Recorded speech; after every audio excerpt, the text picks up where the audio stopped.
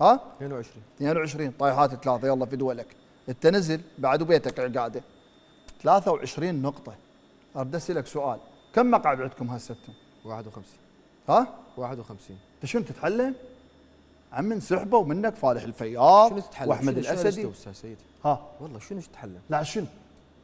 منو انسحب عندنا؟ انسحبوا ايش حبيبي. قد انسحبوا كم واحد؟ هسه انت عدد لي اياهم شنو ايش قد انسحبوا؟ انا اقول لك سيد ما الفياض تتخيمون. والاسدي والسيد الغراوي. احسنتي ما احسنتي. تختلفون دقيقة ايه. 23 مقعد ذولي. بس منو هذا مش يقول وقت لك؟ الانسحاب. من يقول لك 23 مقعد؟ اليوم من يقول لك 23 مقعد؟ ايش قد؟ شوف كيفكم تفسرون. يلا مو بكيف انت هي والله قلت قلت لنا- انت قلنا ايش قد؟ ايه مو يمنا حضرتك راح تفسر لنا بس خلي أنت كمل قريب. كمل لي وجهة نظرك كمل. بالاعداد حتى ارجع استاذ مشرق.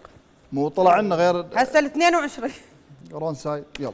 ال 22 وزارة النفط شنو مشكلتكم وياه؟ اذا تطبقوا على نتحاسب الإعمار التنمية. عفوا اذا نتحاسب بالتشكيل الجديد اعتقد لا يتحدث انه هاي استحقاقكم لو مو استحقاقنا بالنقاط.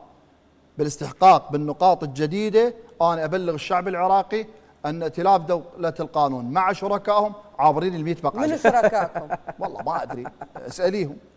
تعرف تتعدد لي نقاط الاعمار والتنميه شركائنا سجل يمك لا راح اعطيك من الاعمار راح التنميه اعطيك وصلت دوله القانون تقول لي ما اعرف من راح اعطيك شركائهم. اياهم راح اعطيك اياهم تمام. انا راح اتفق وياك هسه. سجل يمك اسجلي الشيخ همام